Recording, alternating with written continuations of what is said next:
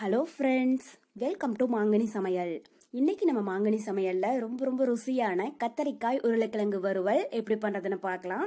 இது பிரியாணி, புலாவ், அப்புறம் சாம்பார் சாதம், ரசம் சாதத்து கூட எல்லாம் சாப்பிட்றதுக்கு ரொம்பவே அட்டகாசமான ஒரு சைடு டிஷ்ஷா இருக்குங்க. இது பண்றது ரொம்ப ஈஸி தான். சரி வாங்க, இப்ப கத்தரிக்காய் உருளைக்கிழங்கு வறுவல் எப்படி பண்றதுன்னு பார்க்கலாம்.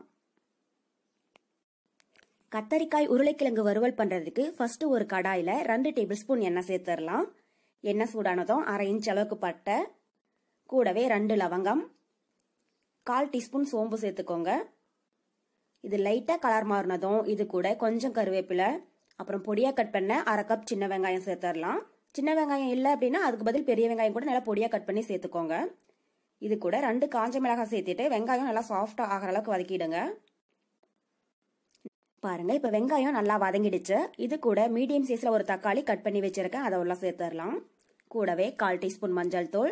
இந்த வெங்காயம் தக்காளி வதங்குறதுக்கு கொஞ்சமா உப்பு சேர்த்துட்டு தக்காளி நல்லா சாஃப்ட் ஆகிற அளவுக்கு வதக்கிடுங்க. உப்பு அதிகமா சேர்க்க வேண்டாங்க. இந்த வெங்காயம் தக்காளிக்கு மட்டும் அளவா சேர்த்துனீங்கன்னா போதும். நம்ம கத்திரிக்காய் உருளைக்கிழங்கு சேர்த்துறகும் போது அதுக்கப்புறமா தேவையான அளவு உப்பு பார்த்துட்டு சேர்த்துக்கலாம்.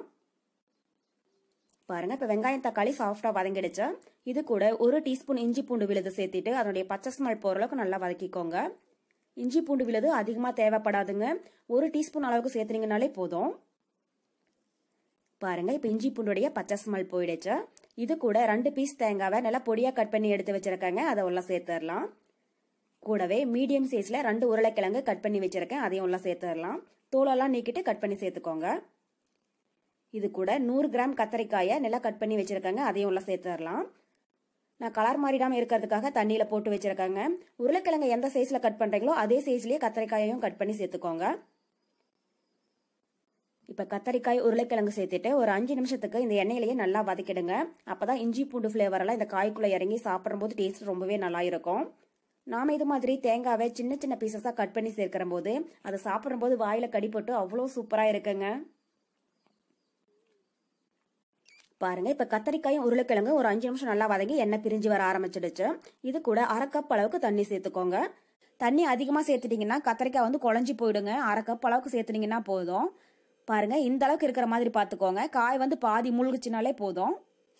இப்ப கடாயோடைய மூடி போட்டு மூடி வச்சிடலாம். அப்பப்போ இடையில ஓபன் பண்ணி கிளறி விடுங்க. ஒரு 10 நிமிஷத்துக்கு அப்புறமா ஓபன் பண்ணி பார்க்கலாம். பாருங்க, இப்ப 10 நிமிஷம் போல ஆகிடுச்சு. கத்திரிக்காயும் உருளைக்கிழங்கும் ரொம்பவே சாஃப்டா வெந்து வந்திருக்குங்க. ஒருவேளை உங்களுக்கு காய் வேகாம இருந்துச்சுன்னா தண்ணி எதுவும் சேர்க்க வேண்டாங்க. திரும்ப ஒரு 5 நிமிஷத்துக்கு அப்படியே மூடி போட்டு மூடிட்டீங்கன்னா அந்த ஆவிலேயே காய் நல்லா வெந்துரும். இப்ப இது கூட காரத்துக்காக 1 டீஸ்பூன் மிளகாய் தூள். நான் வீட்டுல அரைச்ச குழம்பு மிளகாய் தூள் தாங்க எடுத்திருக்கேன். நீங்க கடையில வாங்கின மிளகாய் தூளா இருந்துச்சுன்னா உங்க காரத்துக்கு தகுந்த அளவுக்கு சேர்த்திடுங்க. இது கூட 1/2 டீஸ்பூன் மிளகாய்த்தூள், அப்புறம் தேவையான அளவு உப்பு சேர்த்துடலாம். ஃபர்ஸ்ட் நம்ம வெங்காயம் தக்காளி வதக்கிற போதே கொஞ்சம் உப்பு சேர்த்திருக்கங்க. இப்ப உப்பு பார்த்துட்டு அளவா சேர்த்துக்கோங்க. இப்ப இதை ஒரு 2 நிமிஷத்துக்கு நல்லா வதக்கிடலாம்.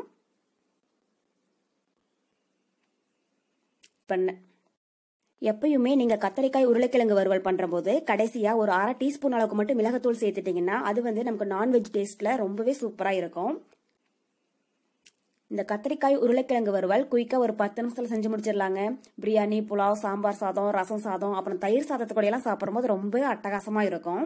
பாருங்க, இப்ப கத்தரிக்காயும் உருளைக்கிழங்கு நல்லா வதங்கி எண்ணெய் பிரிஞ்சு வர ஆரம்பிச்சிடுச்சு. நம்ம போட்ட மிளகாய்த்தூளைய பச்சை ஸ்மெல் எல்லாம் போயிடுச்சு.